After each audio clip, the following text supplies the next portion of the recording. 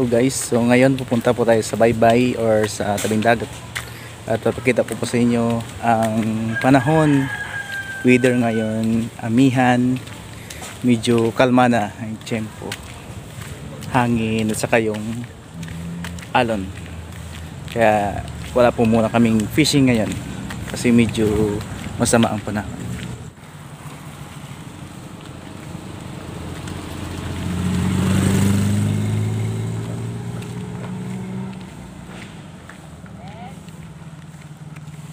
Check ko po ngayon yung aking bangka guys.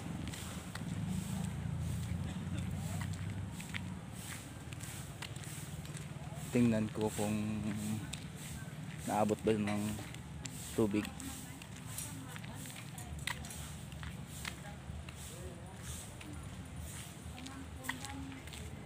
Yan, ayos na. Ganda na. Ito po yung port.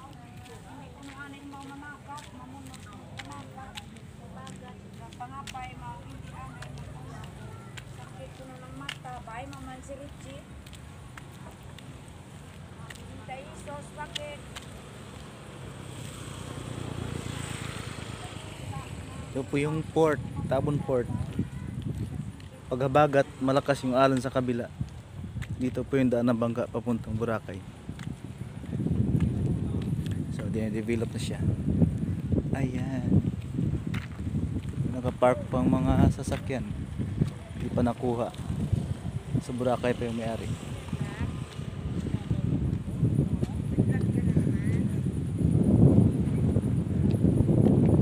Ayan guys, medyo malinaw na.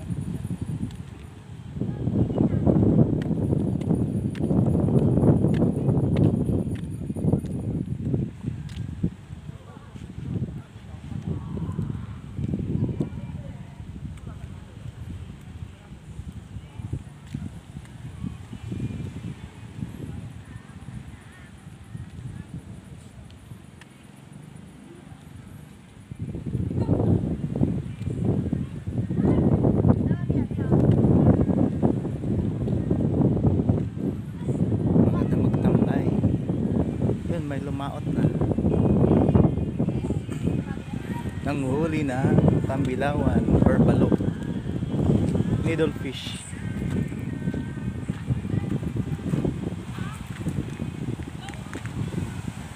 Medyo okay na pala guys yung panahon. Yung alon medyo okay na pala. Ito po yung sitwasyon dito sa beach namin kapag amihan. Yan, maraming mga dumi. Yung mga tao pa dito nagtatambay.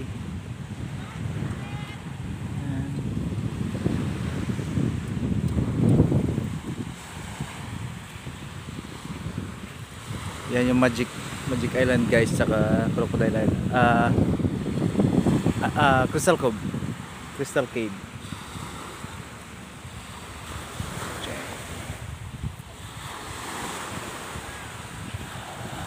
Ito po yung port papuntang Boracay kapag habagat, pag maalon doon sa GP Port.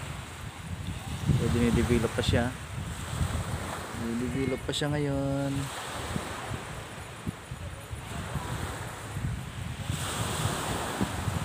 Oras po ay alas 4:30 ng hapon.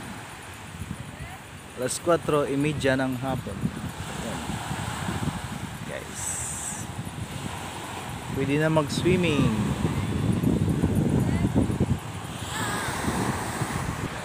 So pupuntahan natin yung aking bangka.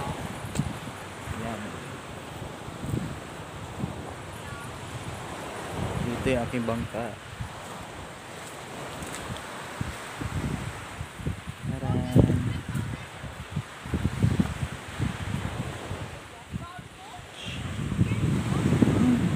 Okay pa naman siya.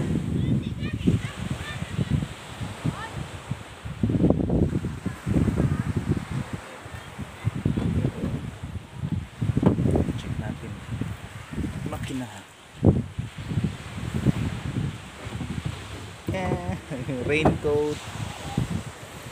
Ganda.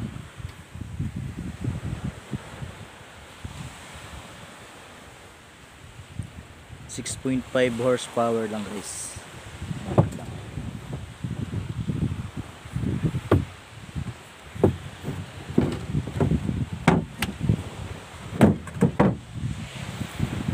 Yan.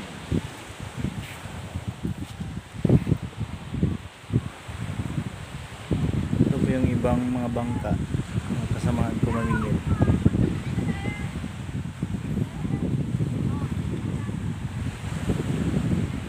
Mga speedboat na nakadock, nakabara yung tawag sa amin kasi wala pang operation, kapag anong operation sa Boracay yung booking. Linaw na dagat,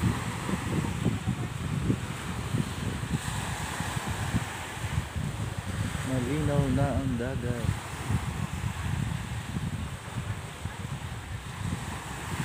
Maganda magtambay lalo paghapon,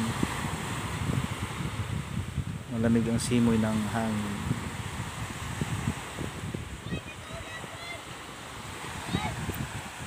Ito guys yung itsura ng beach namin kapag amihan. Malakas kasi yung alon kaya madumi, medyo madumi talaga siya.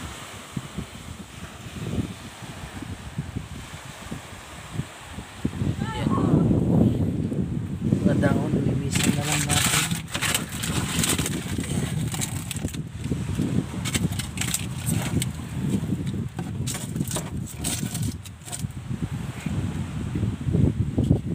So magamit ulit ito baka mga March na or April. Yan, bangka service pag pamingwit siya.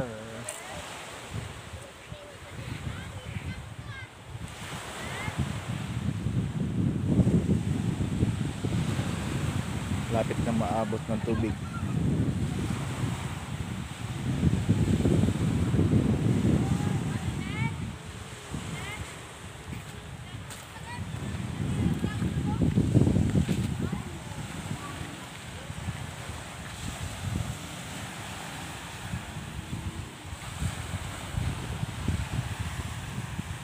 So, thank you so much guys for watching and God bless.